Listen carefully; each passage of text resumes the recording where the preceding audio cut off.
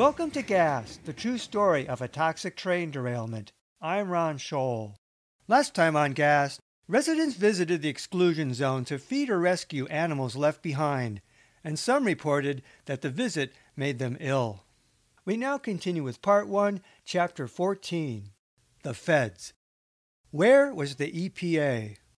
The EPA responded to Alberton under the emergency provisions of the Superfund law. Federal agencies responded to a major spill of a reportable chemical, as well as to one that impacted federal property. In this case, both the railroad on federal right-of-way and the interstate highway had been shut down. Additionally, if there is imminent and substantial endangerment to public health or the environment, then we have authority, the EPA's Chris Weiss explained. The EPA held primacy over Superfund actions on dry land and the U.S. Coast Guard on waterways. Concerned about the Clark Fork River, the EPA called in the U.S. Coast Guard Pacific Strike Team out of California to help. On April 11, the EPA dispatched two on-scene coordinators, OSCs, Tien Nguyen and Mike Zimmerman, along with Superfund Technical Assessment and Response Team members, START. They arrived in the afternoon from Region 8 headquarters in Denver. The EPA initially planned on air monitoring, and the Coast Guard would provide safety oversight within the hot zone and other technical assistance. That morning, toxicologist Weiss provided advice and support to local hospitals by phone. But April 12 logs tersely documented an apparent distrust of the EPA by local and state officials. Tim Murphy of the State Emergency Response Commission warned I.C. Waldron that the EPA, quote, could be political. The text noted, EPA personnel have been at the 9 Mile command post asking questions. Publicly, the EPA was invisible, with no mention in the media the first few days. Behind the scenes, the agency was spoon-fed information on the sidelines.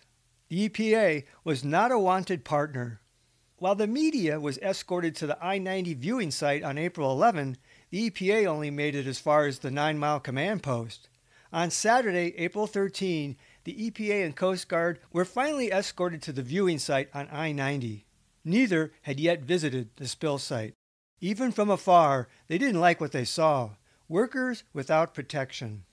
When activist residents saw the EPA START report the following winter, suspicions flared. The report said without explanation that the EPA and U.S. Coast Guard were, quote, denied access to the hot zone until April 14. Elsewhere, START said that until April 14, EPA's and START's assistance was not requested by the state of Montana and MRL within the wreckage area of the hot zone. Was the EPA actively shut out or a timid bystander awaiting an invitation? In fact, both reports were related. The state of Montana apparently recruited willing locals in denying the feds. Was such obstruction in the best interest of public health and safety? Some residents wondered, what was MRL hiding? Tom Ziegler recalled a big meeting soon after the feds observed MRL contractors without respiratory protection. The Coast Guard's Lieutenant Kimber Bannon had complained to Ziegler back at the command post. She wanted to know who the people were down at the hot zone, walking around with no protective gear on, just a hard hat on, Ziegler said. I said, ma'am, those are MRL people and we have no control over them. It's their site, it's their incident. Well, they need to get out of there, she replied. Discussion revolved around site safety at the IC briefing with members of the tech group, attended by the Coast Guard and EPA, including lead OSC Wynn. MTEC's Charlie Cook, MRL's Site Health and Safety Officer, now warned, no one goes inside red zone area without PPE. All personnel will be relieved of their duties if they violate this rule. But Wynn still had concerns that you are working at level D without protection, he said. Cook, the problem has been addressed. Wynn pressed on, having also seen a videotape showing unprotected workers. Wynn, you can't justify the highway being closed if you're working under these level D conditions. A blue plume of caustic fumes was witnessed from across the highway at 12:30 p.m. and unprotected people in the area. A blue plume of caustic fumes did not indicate chlorine. Wynn later only recalled he had been concerned about workers' exposure to chlorine. Lieutenant Bannon of the U.S. Coast Guard added, we could smell chlorine at our observation point on the highway across the river. Cook said unprotected workers was possible on the first day. This is no longer happening, he said. B.J. McComb, Ziegler, Mineral County Commissioner Charlie Rock, and the feds all witnessed unprotected workers April 11, 12, and 13. Ziegler recalled of the meeting's outcome, "We actually made an organizational chart of the incident and who's going to do what. And the Coast Guard could have taken over, but they didn't. They said they would be a technical advisor. And MRL was in charge. They had some specialists coming out that knew about the tank cars." But so far, MRL's expert operations were getting amateur ratings. After the meeting, Cook signed off on a safety program for Georgia Pacific in compliance with OSHA regulations. All workers were to have hazmat training and wear PPE as required. The techs also formalized safety zones and restrictions. The hot zone core now included a yellow and red zone. The red zone was established within approximately 100 feet around the chlorine cars where SCBA was required. The yellow zone encompassed the red zone within approximately 300 feet and required APR, air purifying respirators. Later, the red and yellow zones were considered dynamic because of shifting chlorine levels and wind direction. Beyond the yellow zone to the edge of the broad hot zone, such as near the Natural Pier Bridge, personnel needed to carry an emergency filter respirator. On day 3, the EPA helped enforce basic safety protocols for site workers. Locals stonewalled the feds from the start. Ziegler recalled some of the attitude. "I know there was a lot of headbanging going on. Whose jurisdiction? I know that Chief Waldron, it was his thing, and I know that there was a big conflict with a lot of people." The Missoula Health Department's Chris Zircone recalled, "I think Scott Waldron felt that if the EPA were involved, that it would be outside all of his control, and he wouldn't play as much a role. I mean, those guys, they train for this stuff all the time, and when something happens, it's like exciting to them." But Ben Schmidt of the Health Department thought MRL wanted control. Lieutenant Mike McMeekin didn't work the incident until that Saturday, never met the EPA's Tien Nguyen, and wasn't at any meetings Nguyen attended. Nevertheless, he formed a strong opinion and claimed personality conflicts. Tien came in and decided that he was in charge of everything, McMeekin said. And that was the end of the story, because he represented the federal government. And that doesn't work. Tellingly, though, McMeekin got that impression completely secondhand, he said, by multiple sources he didn't recall. The record reflected that locals had an attitude from the start, and that MRL and Waldron actively denied the EPA access to the site. The only documented conflict with Nguyen came when he had finally been allowed to view the site, and his criticisms of unprotected workers were warranted. Nobody had wanted the feds on the team in the first place. The EPA arrived at the command post in the early evening April 11. Nguyen requested a site visit through I.C. Waldron. He claimed because of the safety reason he could not let the EPA team go to visit the site, Nguyen recalled. Nguyen, originally from Vietnam, spoke with an accent. The EPA members, trained to respond to a major chemical release, were certified in Level A PPE and brought their own equipment. "We're the ones that train firefighters," Chris Weiss later decried. "Their hazmat training comes through the federal government, through the EPA, to them." The EPA had participated in the 1995 worst-case scenario held at Stone Container, helping train Waldron and other locals. Safety reasons was an ironic excuse in light of the lax safety protocol at the site. Even the media had been escorted to the I-90 viewpoint on April 11, while the EPA was kept leashed back at 9 Mile. The EPA had the authority to go to the spill site, but we needed to work with the local authority, Waldron. "If they are willing to take a lead, then we support them as technical advisor or support them with any technical support that they requested," Nguyen said, "unless the EPA thinks that they cannot do their job, the way the EPA thinks it's advised. Then we can take over." If the primary responsible party, MRL, was willing to respond to the cleanup, most of the time, he said, the EPA let them do that.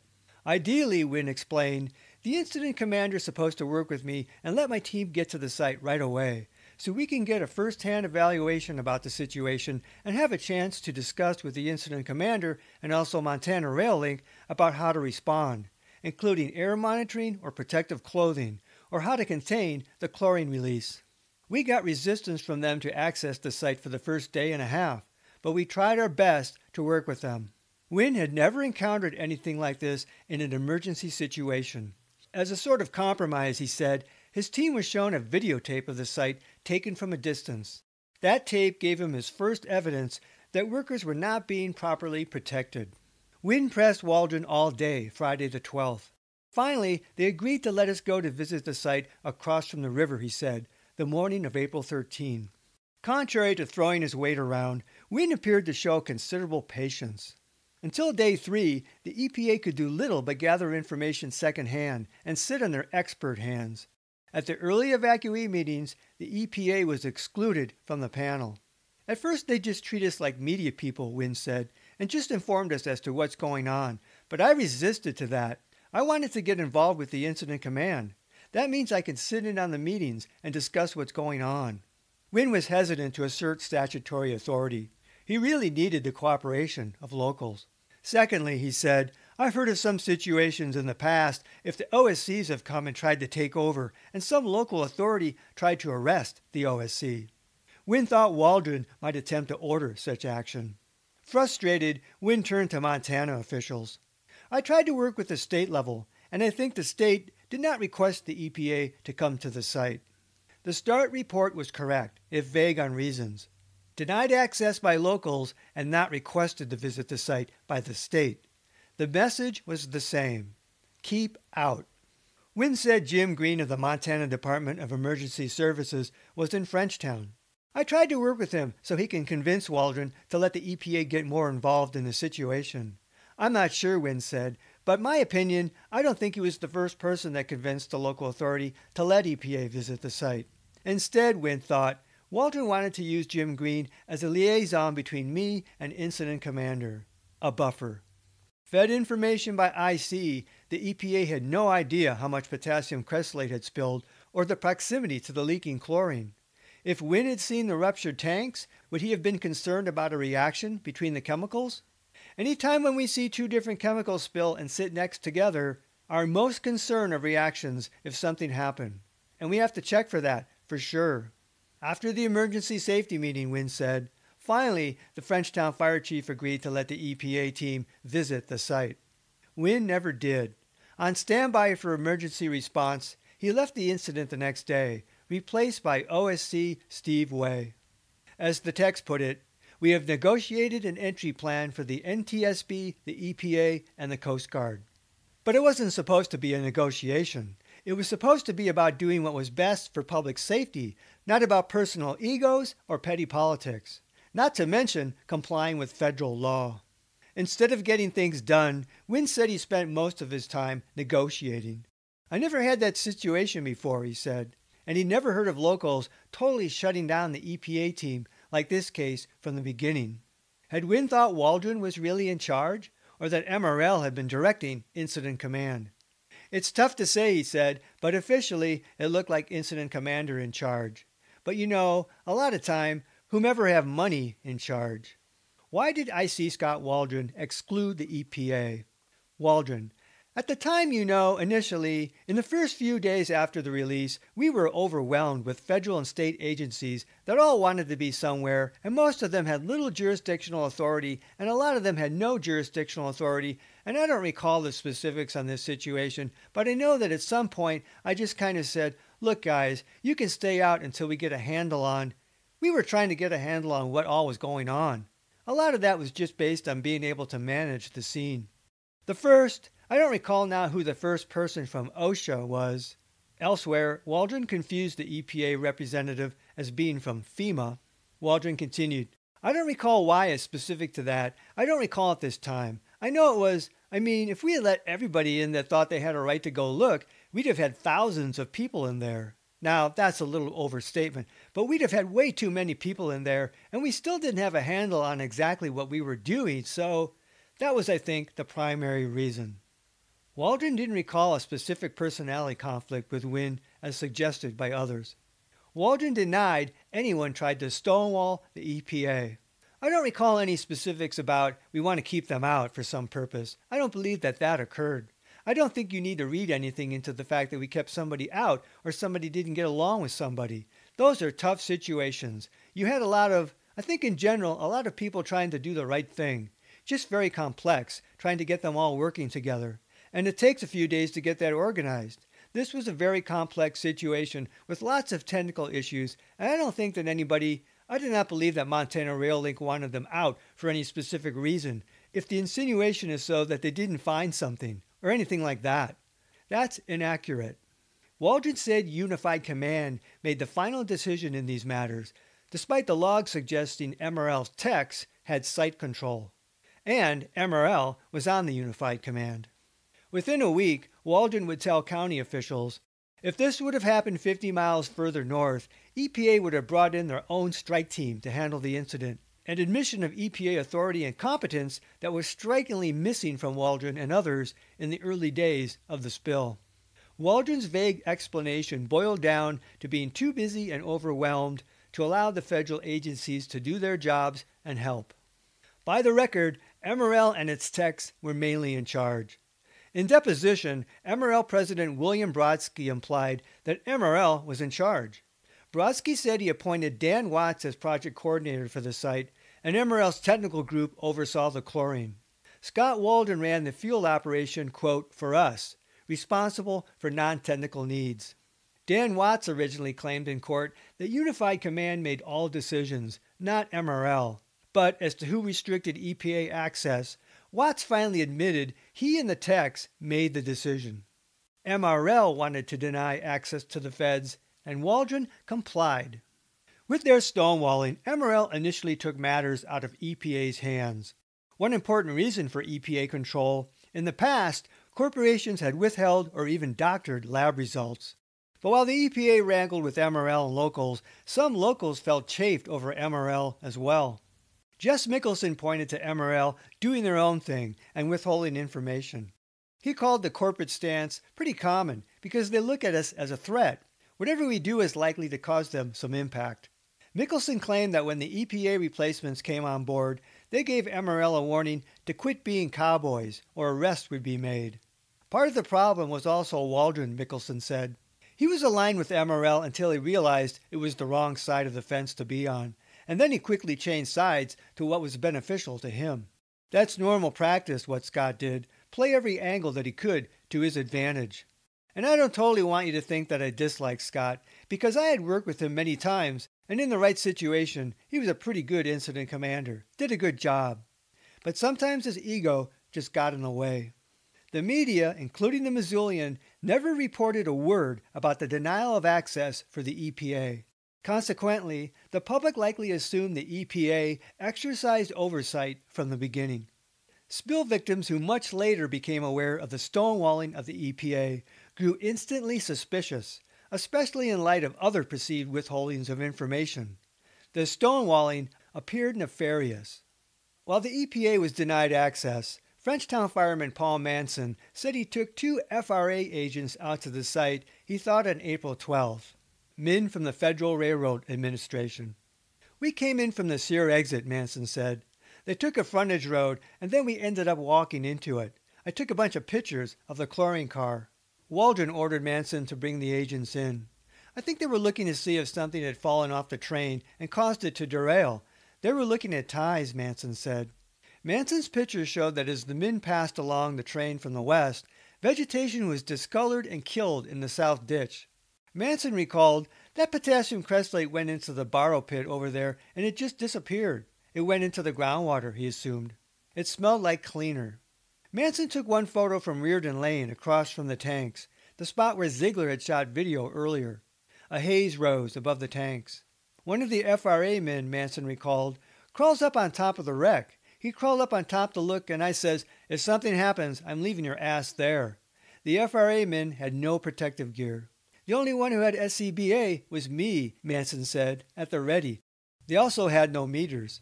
No, Manson said, they just wanted to see the wreck. I'm pretty sure what they were looking for was something that caused the train to derail. They spent maybe an hour there. One thing that caught their eye was a tarp at the end of the deck of a rail car, the sort someone who had hopped a train might use. While the hazmat-certified EPA was denied access to the site, Waldron had directed Manson to briefly take the non-certified FRA agents in without protection. For the FRA, getting to the site had a special imperative. Weiss. At that time, we didn't know if we were dealing with a crime or not yet. There was some concern that the train may have been purposely derailed, and the people responsible for determining that couldn't get into the site because they didn't have hazmat training, the FRA investigators. Ken Holgard of the FRA said he went in escorted, possibly with Manson or on a separate trip. He recalled they drove west past the site, then turned around, and we walked into the site on the rail side, he said, looking for maybe what caused it, and got within a couple 100 feet of the cars. He wore no protective gear, but said they had chlorine monitors and walked from the west, upwind. We were protected, he said. He couldn't go any closer due to the FRA's policy of not going into a hot zone, which here apparently referred to the text tape barrier red zone.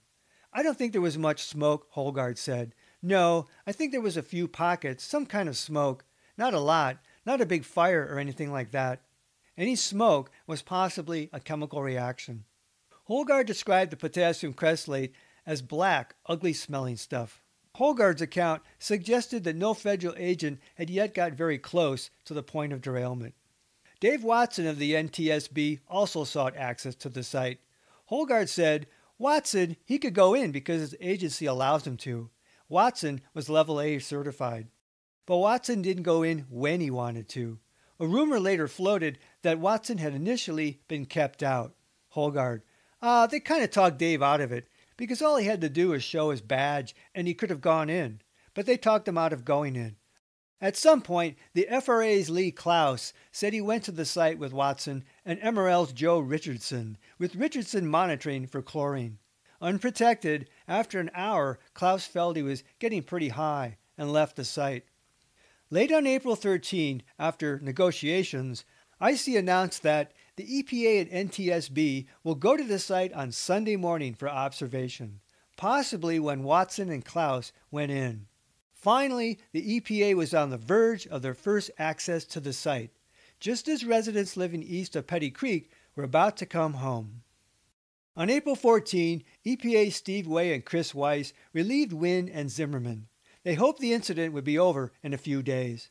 The new OSC Way, with an environmental science and engineering background, had been with the EPA since 1984. Weiss was a board-certified toxicologist with EPA Region 8 and had been advising Ellen Leahy by phone about health aspects of the spill. Weiss often paired with Way in responses. Hardly their first dance, but their first chlorine spill, and the steps would be unique and complicated. The Office of Inspector General later said Way was able to clear the air with the incident commander, Montana Rail Link, and the state of Montana's Department of Emergency Management Services. OIG reported that local authorities misunderstood EPA's role, for example, regulatory versus response activities.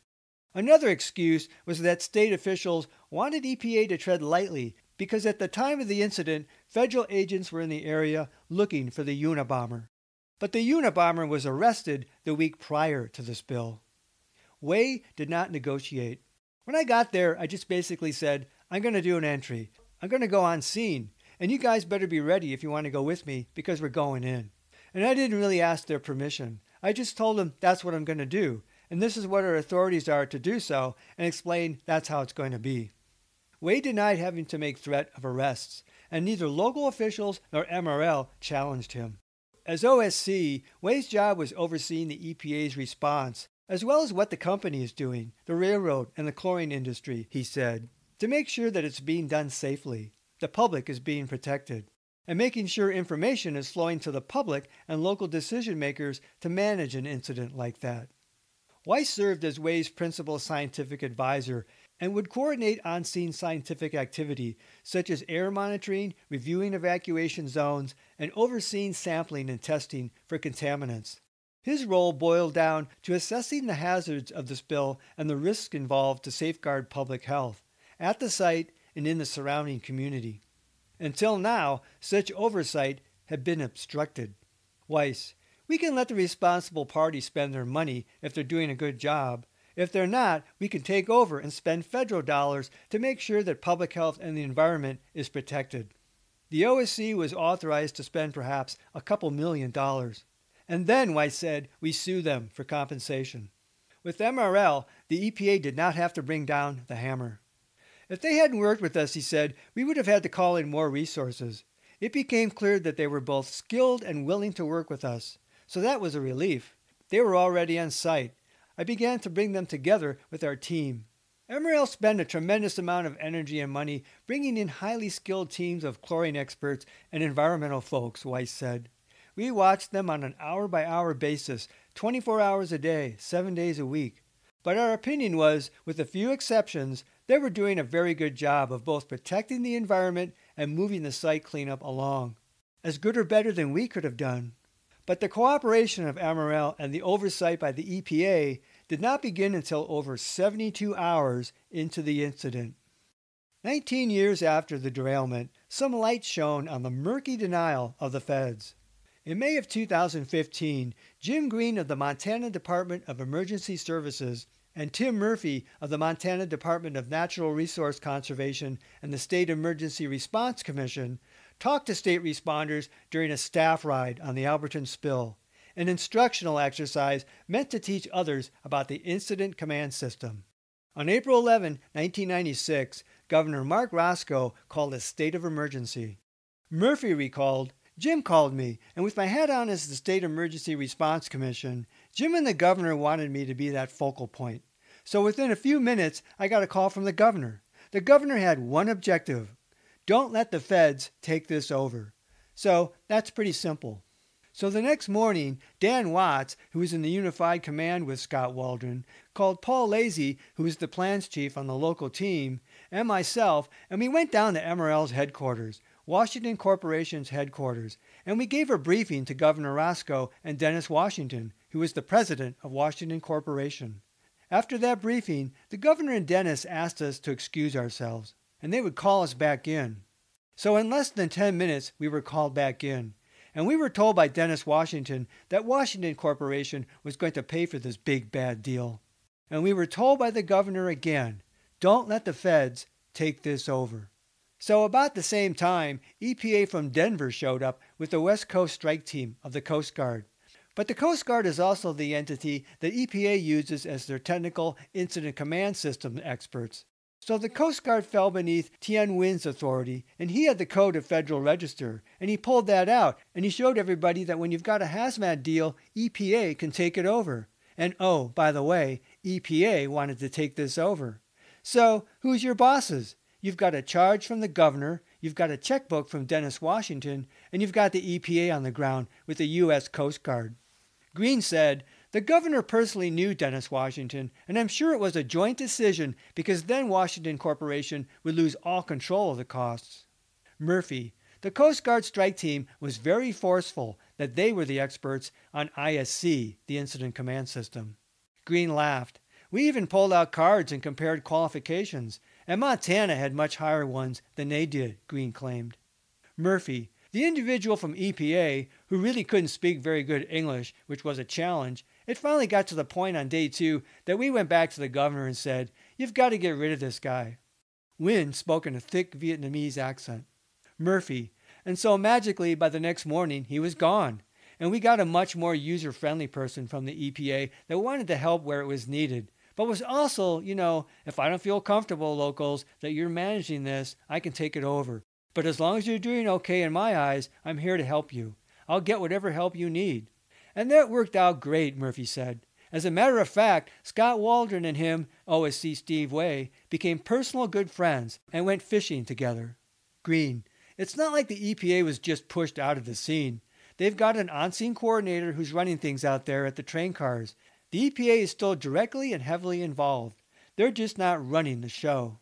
Murphy, that first officer from the EPA, Tien Nguyen, all what he wanted to do on the organization chart on the board out there at Frenchtown Fire is he wanted to be in the box above the IC box, and he kept trying to poke his finger through the whiteboard. So Greene laughed as Murphy poked the air.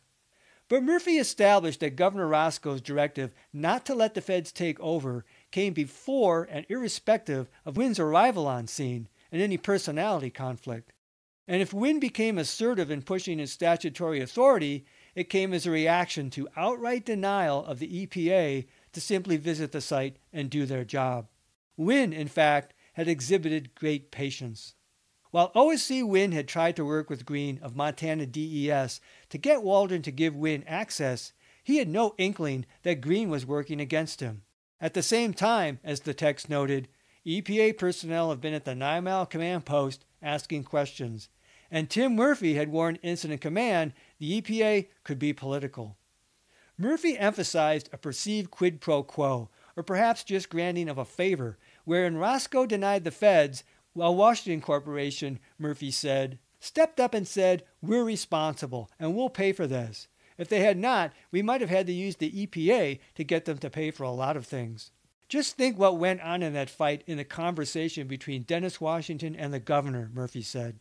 Talk about leadership. I mean, they sorted that out pretty quick. Whatever transpired in this conversation, Washington did nothing special by offering to pay. MRL was obligated to pay and ultimately would be made to pay by the EPA if they hadn't stepped up. The EPA, with oversight, even encouraged the responsible party to use their own resources. Washington simply had to communicate with the EPA. Greene added, one of the big issues was that the state supported local government's desire to remain in control and not have it be taken over by the federal government. If denying the feds meshed with state and local desire to retain control, i.e. Waldron's control, it would make Washington's request of Roscoe all that much easier for the governor to grant. State and county locals might willingly help MRL deny the feds to ensure their own sense of control. But the real control lay with MRL. Washington was missing in action during the spill response, making no public appearances or media statements. The public knew nothing about the alleged tete-a-tete between Washington and the governor, or the confirmed denial of the feds. Murphy and Greene claimed Roscoe told them, don't let the feds take this over. Their logical operative was Incident Commander Waldron, though Waldron offered no mention of the governor's order in explaining his denial of the feds. And so, as the EPA later noted, locals denied access to the EPA and the state did not request EPA involvement. Yet, EPA involvement could not be put off indefinitely. To an outsider, it appeared that MRL wanted to buy time. After not sharing the spill location with Missoula Hazmat early on April 11, MRL maintained site control for 3 days. Arguably, the most valuable thing at the site was a shattered piece of steel. Next time on Gas, the true story of a toxic train derailment. On day 4 of the spill, the EPA finally has access to the spill site, in what becomes a day of disturbing new discoveries. Until then, this is Ron Scholl. Thanks for listening. This podcast is adapted from the book Gas, the true story of a toxic train derailment. Visit Amazon.com to see the 2-book series. To access support material in the book, such as maps, photos, illustrations, and video links, visit my Facebook page Gas, the true story, or watch my Gas playlist on my YouTube channel at RL Scholl.